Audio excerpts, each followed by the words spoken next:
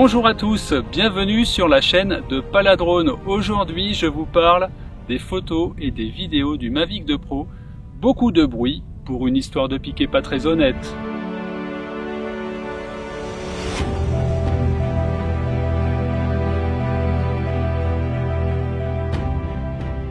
Dès sa sortie, il y a un peu plus de 6 mois, il y a eu une polémique sur les vidéos du Mavic 2 Pro, principalement au sujet de la qualité de son piqué. Les vidéos du Mavic 2 Pro seraient moins nettes que celles du Phantom 4 Pro. Dans ma revue du Mavic 2 Pro, j'avais indiqué qu'il n'est pas évident de comparer le piqué de deux caméras qui n'ont pas la même focale. Je vais bien détailler ce point et vous allez comprendre qu'on peut se faire piéger dans un test comparatif et tirer des conclusions hâtives au sujet de la qualité de deux caméras. Aujourd'hui, je vous propose donc de répondre à cette question: que vaut le Mavic 2 Pro en photo et en vidéo par rapport au Phantom 4 Pro? Pour cela, nous allons analyser des photos et des vidéos du Mavic 2 Pro en se référant à son grand frère le Phantom 4. Et on va également bien regarder les deux modes d'enregistrement du Mavic 2 Pro, le mode HQ et le mode Full FOV, dont j'expliquerai les spécificités. S'il y a une vidéo que je vous recommande sur ce sujet, c'est celle de Tom's Tech Time, qui a dû déployer une expérience assez lourde et pas mal d'efforts pour mettre en évidence un écart entre les deux caméras dans un contexte de laboratoire. Qu'en est-il dans la vraie vie? Qu'en est-il avec des scènes de paysage? C'est ce qu'on va voir dans cette vidéo. Balayons le sommaire de cette vidéo. Tout d'abord, on va parler du piqué. Qu'est-ce que c'est que le piqué? Comment on le définit? On va voir que c'est une notion assez subjective. Ensuite, on verra avec des dessins les caractéristiques de nos caméras, le champ de vision, le field of view, la définition, la longueur focale réelle, afin de bien comprendre l'impact sur la résolution qui en résulte. Ensuite, on verra différentes façons de comparer nos caméras pour voir qu'on peut arriver à des conclusions opposées selon les conditions de test et la méthode choisie. Dans le chapitre suivant, on va parler de sous-échantillonnage. Alors vous allez vite comprendre ce que ça veut dire et voir quel est son impact sur le piqué de l'image. Avant de passer au chapitre comparatif photo, je reviendrai sur les réglages et les méthodes que j'ai utilisées pour les différents tests. Donc ensuite, on va comparer en côte à côte des photos de nos deux appareils avant de conclure.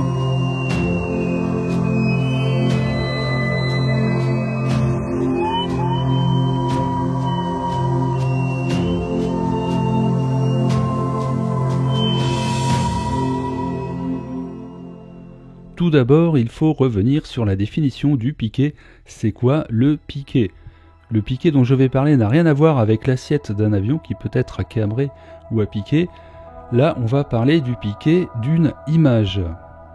Le piqué traduit la qualité d'une image à restituer les détails. Le piqué peut être défini comme la perception de netteté.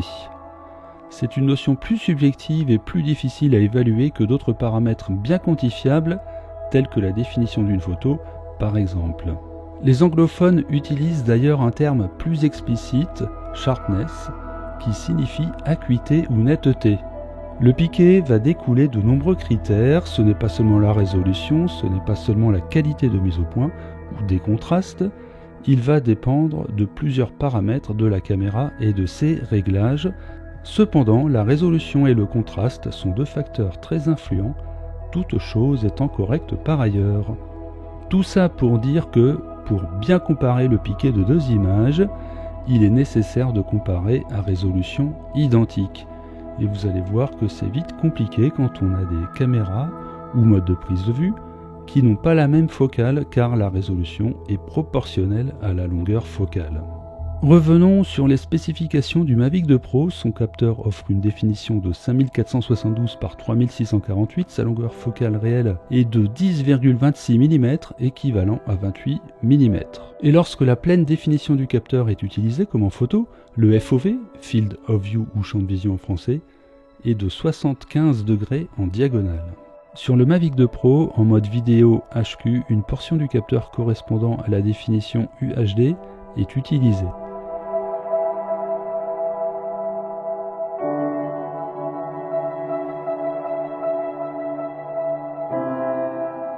Pour la suite du comparatif, on a besoin de connaître le FOV horizontal de nos différents modes. Je vous épargne le petit passage trigonométrique qui permet de les obtenir, il sera mis en toute fin de vidéo pour les intéresser. Si passer du mode Full FOV au mode HQ ne change pas la longueur focale réelle du Mavic 2 Pro, la longueur focale équivalente en mode HQ s'allonge à 40 mm, donc bien plus élevé que le Mavic 2 Pro Full FOV et le Phantom 4 Pro qui sont à 28 et 24 mm. Commençons justement par comparer la qualité des vidéos du Mavic en mode HQ et en mode Full FOV. On décolle et on va filmer le Rhône sous la brume matinale, derrière l'avant-pays savoyard. La différence de champ de vision entre les deux modes est bien marquée et les résultats sont satisfaisants. On va progressivement zoomer dans ces vidéos et assez rapidement on détecte un écart dans la perception de netteté. Si on s'arrête à ce type de comparatif, on va conclure que le piqué du mode Full FOV est moins bon. Revenons sur nos capteurs. En regardant cette image, on devine déjà que plus un sujet est éloigné de la caméra, plus la densité de pixels qui le représente va différer entre les deux vidéos. Autrement dit, la résolution va décroître plus rapidement avec des focales courtes, ce qui équivaut à des FOV plus étendus. Si on reprend la scène de paysage filmée en ultra haute définition, en mode HQ puis Full FOV depuis le même point, on voit bien la différence de champ de vision et on a naturellement une moins bonne résolution à droite, où le panorama est plus étendu. Si on prend par exemple ce château très lointain, il est constitué de 13 pixels en largeur à gauche et de 9 pixels à droite. On retrouve bien la perte de résolution prévue de 30%.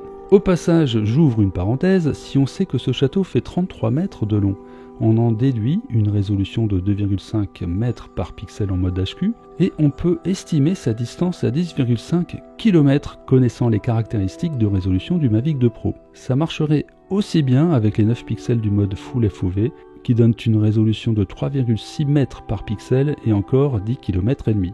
Fin de la parenthèse. Donc une comparaison depuis un même point de vue du mode Full FOV du Mavic 2 Pro avec le mode HQ va naturellement pénaliser le mode Full FOV, chaque détail de l'image étant défini par 30% de pixels en moins. Cette différence pourrait injustement faire conclure un mauvais piqué du mode Full FOV par rapport au mode HQ, alors que le premier compense en offrant un panorama plus large.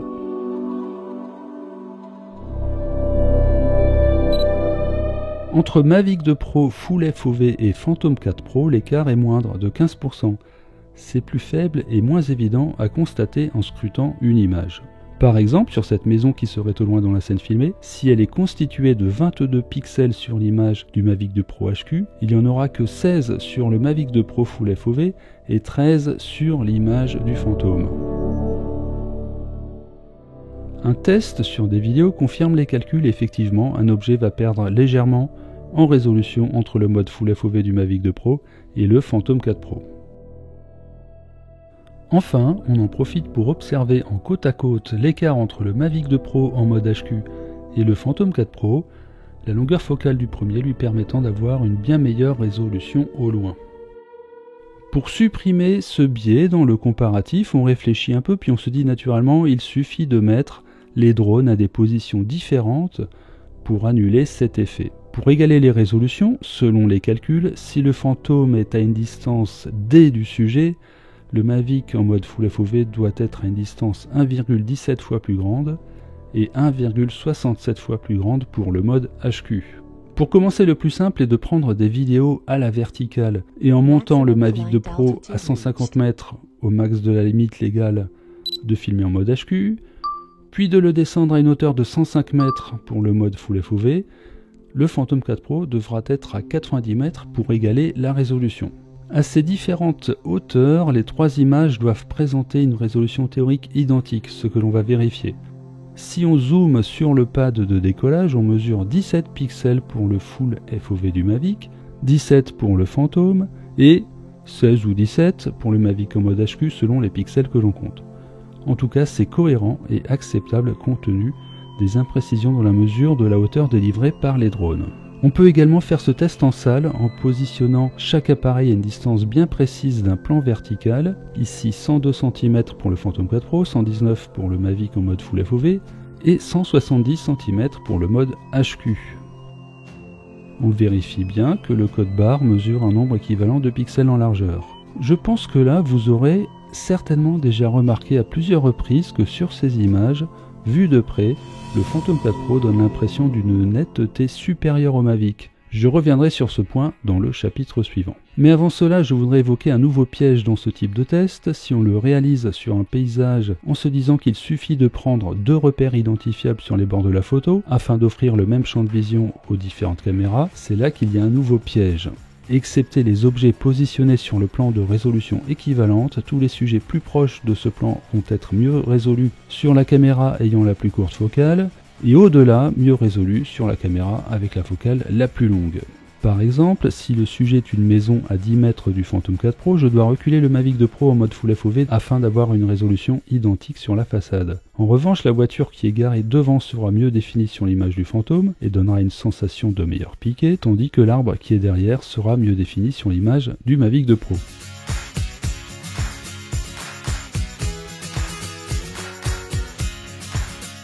Exemple pratique, le Mavic en mode Full FOV est reculé de 16 mètres par rapport au fantôme pour égaler le champ de vision à 100 mètres devant. On observe que les sujets proches sont mieux résolus sur le fantôme et c'est l'inverse sur les sujets éloignés. On peut faire cette même comparaison avec le mode HQ du Mavic. Il faut s'éloigner beaucoup plus du fantôme pour égaler la résolution sur la façade à presque 7 mètres. Et l'écart de qualité en s'éloignant du plan de la maison sera encore plus accentué.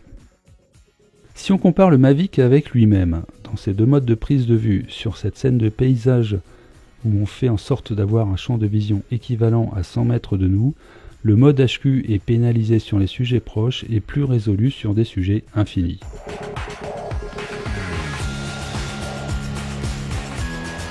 De plus, la scène peut être complexe avec une pente et des arbres, et le plan d'iso-résolution est alors un peu plus compliqué à visualiser, comme sur cet exemple, où on voit encore que les sujets proches comme les phares de la voiture ou cette trace dans l'herbe sont mieux résolus sur le fantôme, tandis que la forêt au loin est mieux dessinée sur la vidéo du Mavic.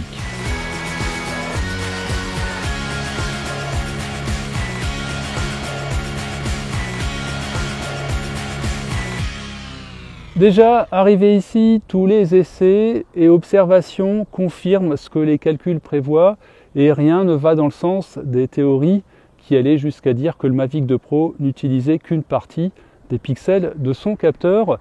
Et donc le Mavic 2 Pro, qu'il soit en mode HQ ou mode Full FOV, offre bien une résolution un petit peu supérieure au Phantom 4 Pro du fait de son champ de vision plus étroit. Et là, peut-être que certains d'entre vous vont me dire « Ok, c'est bien, ton histoire de résolution, on te fait confiance. » Ceci dit, l'impression, c'est que le piqué du Phantom 4 Pro est meilleur que celui du Mavic 2 Pro. J'ai l'impression que l'image est plus nette et qu'elle m'offre plus de détails. Comment on explique cela? Alors cette perception, elle est bien correcte, elle se défend. Et pour la comprendre, on va revenir sur l'autre composante importante qui fait le piqué, c'est la gestion du contraste et on va voir comment il est traité différemment sur le Phantom 4 Pro et sur le Mavic 2 Pro. Alors pour cela, il faut revenir un petit peu sur la technique de nos capteurs. Sur le Mavic 2 Pro en mode HQ, une portion du capteur correspondant à la définition UHD est utilisée afin de produire directement une image UHD 16:9, alors que les pixels de l'image Full FOV doivent faire l'objet d'un peu de cuisine logicielle pour passer de 17 à 8 mégapixels. Cette transformation de 17 à 8 mégapixels, on la retrouve aussi sur le Phantom 4 Pro. Et c'est là que vont apparaître des différences dans le résultat, car lorsqu'on fusionne des pixels pour en réduire le nombre, on appelle cela le sous-échantillonnage. On va devoir choisir entre une logique qui privilégie le contraste pour améliorer l'impression de netteté ou une logique de lissage pour limiter le bruit et avoir une image plus fidèle. L'échantillonnage de réduction de taille dont on parle ici n'a rien à voir avec un autre échantillonnage mis en œuvre lors de l'encodage de la vidéo de type 4.2.0 ou 4.2.2 dont l'objet est d'alléger le signal de chrominance. Je vous propose un petit exercice pratique. Le but est de convertir cette image de 6x6 pixels en une image de 4x4 pixels. 36 divisé par 24 est justement un ratio qui est proche de la conversion 17 vers 8 mégapixels qui nous intéresse. Alors on va inventer une méthode ensemble. Déjà on peut superposer un maillage 4x4 au-dessus de l'image d'origine pour déterminer chaque pixel cible. Ensuite on voit qu'il y a des pixels faciles à déterminer. Celui-ci par exemple ne contient que du bleu, donc va être bleu. Et il y a d'autres pixels où c'est moins évident et on peut imaginer plusieurs techniques possibles. On pourrait choisir de retenir la couleur majoritairement représentée dans la zone. Ça nous produit un résultat pas aberrant, bien contrasté, mais un peu approximatif sur la géométrie des formes initiales. On va donc inventer une autre méthode qui consiste à moyenner les couleurs, en se disant que c'est ainsi que la lumière naturelle alimenterait ces plus gros pixels virtuels. Le rendu est plus respectueux des formes, l'image est plus subtile, mais perd en contraste. Si on compare ces deux méthodes opposées, on voit que la première apporte une bonne perception de netteté, va contribuer à la conservation des détails, tandis que la deuxième sera plus précise sur les formes et va contribuer à la réduction du bruit. Alors attention, cet exemple est une vision très simpliste. Les méthodes de rééchantillonnage sont en réalité bien plus élaborées. Il existe une grande variété d'algorithmes, plus ou moins gourmands en temps de calcul, et offrant un compromis entre lissage et netteté. Il est difficile de déterminer le type d'algorithme qu'utilisent le Mavic et le Phantom. On peut certainement supposer qu'ils sont différents vu les écarts dans les résultats. En tout cas, les observations nous donnent quelques pistes. Par exemple, pour le Phantom 4 Pro, les contrastes sont bien respectés, voire assez accentués, comme le ferait l'algorithme de Lanczos. C'est un algorithme performant, mais un peu gourmand en temps de calcul. Parmi ses symptômes, ou avantages selon les goûts, il produit une suroscillation aux frontières.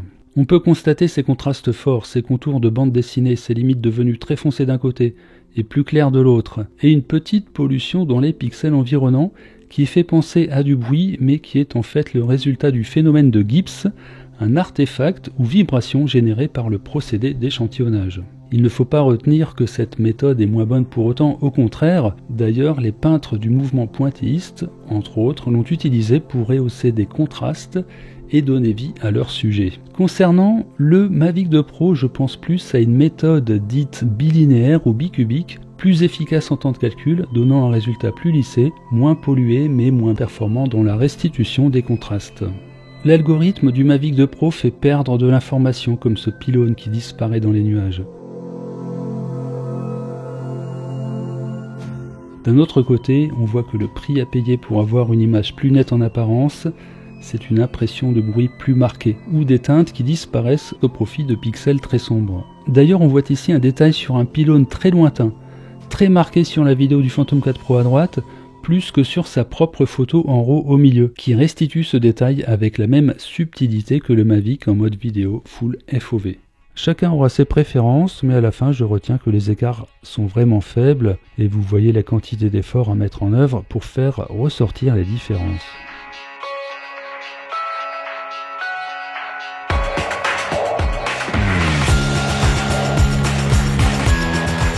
Des tests ont été réalisés en jouant sur les styles dans DJI Go 4 pour tenter d'équilibrer les résultats en augmentant netteté et ou contraste sur le Mavic 2 Pro et en baissant ses paramètres sur le Phantom 4 Pro. Le constat est qu'il vaut mieux rester sur des valeurs comprises entre -1 et +1 pour ne pas altérer le rendu. Pour le Mavic 2 Pro, je recommande soit de rester tout à 0, soit de pousser la netteté à +1. Concernant le Phantom, on peut s'approcher du rendu du Mavic en baissant netteté et contraste à -1.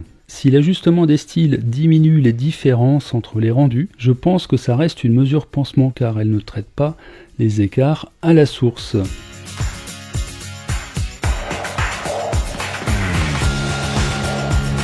Pour les réglages, il faut dans la mesure du possible rester à ISO 100 et à 5 ou 5,6 en ouverture pour profiter de la meilleure zone de netteté. Pour un comparatif, surtout pas de filtre ND et de shutter à 60, ça sert à produire un rendu fluide à base d'images floues qui ne sont pas pertinentes dans une analyse faite au moyen d'arrêt sur image. Un mot sur le profil colorimétrique D-Log du Mavic 2 Pro, c'est un profil plat qui offre un codage des couleurs sur 10 bits. Dans ce mode, le rendu souffre d'une distorsion, ça peut être visible sur certains plans caméra et doit se corriger en post-production. DJI ne prévoit pas de mise à jour pour corriger cette distorsion à la source.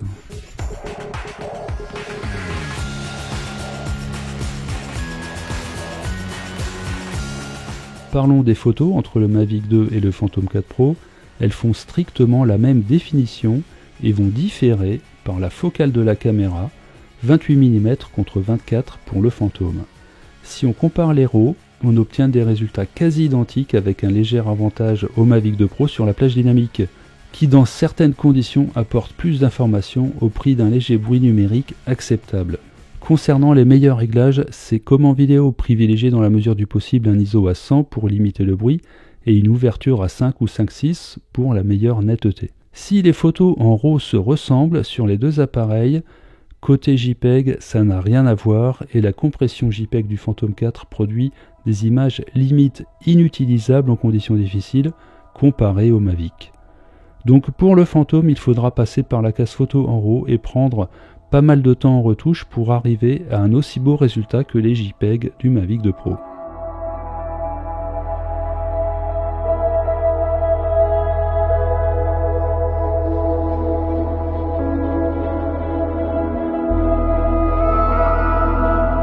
On est arrivé à la conclusion de cette vidéo. Le premier point, le piqué, s'il traduit effectivement très bien la qualité d'une caméra, ça ne doit pas être la seule finalité. Et il faut également faire confiance à son impression globale. D'ailleurs, ça me fait tout à fait penser au mouvement impressionniste en peinture. Si on regarde ce type de tableau de très près, ça ne donnera pas grand-chose et c'est en prenant du recul qu'on peut réellement l'apprécier. Donc c'est bien de scruter les pixels à la loupe, mais l'analyse ne doit pas s'arrêter là. Le deuxième point, c'est que le Mavic 2 Pro n'a pas, de mon point de vue, de vis cachées en vidéo. Elles ne sont pas moins bonnes que celles du Phantom 4 Pro. Le Phantom 4 Pro donne une impression de piqué un petit peu meilleur, les écarts restent à la marge. Dans les autres domaines, colorimétrie, plage dynamique, le Mavic 2 Pro est de mon point de vue supérieur au Phantom 4 Pro. Alors aujourd'hui, que reste-t-il au Phantom 4 Pro? Alors il lui reste l'enregistrement en 4K, donc en vrai 4K cinéma que n'a pas le Mavic 2 Pro. Le Phantom 4 Pro a également le 60 images par seconde en UHD, uniquement sur le codec H264, pas sur le 265. Et enfin, le Phantom a un obturateur mécanique qui est un avantage pour la photo. 3 avantages insuffisants pour faire basculer ma préférence qui reste sur le Mavic 2 Pro. Si comme moi vous préférez le rendu des longues focales qui offre des jolis effets de parallaxe sur les mouvements latéraux ou les mouvements en orbite, vous pouvez rester dans le mode HQ dans une grande majorité des cas. Je sais que la question va m'être posée, donc j'anticipe. Et le Mavic de zoom, ça donnerait quoi? Alors là, il faut être clair, le Mavic de zoom, il est dans une autre catégorie. C'est un capteur 1 sur 2,3 pouces, beaucoup plus petit, seulement 12 mégapixels, des photosites bien plus petits en surface qui vont être moins réceptifs à la lumière. Donc si on est dans des conditions de luminosité en journée par beau temps, le Mavic de zoom, il va tenir la distance avec des capteurs plus gros. En revanche, dès que les conditions seront un petit peu plus exigeantes, contre-jour, tôt le matin, tard le soir, le Mavic de zoom, il fera pas du tout la même chose que ses plus gros capteurs. Le Mavic de zoom reste un très bon choix pour des pilotes loisirs. En revanche, pour les autres, ou pour des personnes qui sont plus attirées par la photo que la vidéo, je recommande plutôt d'aller sur le Mavic 2 Pro. Aujourd'hui, le Phantom 4 Pro va rester un très bon investissement, une bonne affaire sur le marché de l'occasion, qui va certainement être encore mieux servi le jour où le successeur du Phantom 4 Pro va enfin arriver. À l'heure où je prépare cette vidéo, ça fait bientôt 7 mois que j'ai le Mavic 2 Pro. Il a complètement remplacé le Phantom 4 Pro qui prend un petit peu la poussière, sauf pour faire ce type de comparatif. Si vous achetez du neuf, je vous orienterai clairement sur le Mavic 2 Pro, vous pouvez l'acheter sans hésiter. Cette vidéo se termine, je vous remercie de m'avoir suivi jusque-là et je vous remercie pour le soutien moral à la chaîne de Paladrone et je vous dis à bientôt pour d'autres vidéos.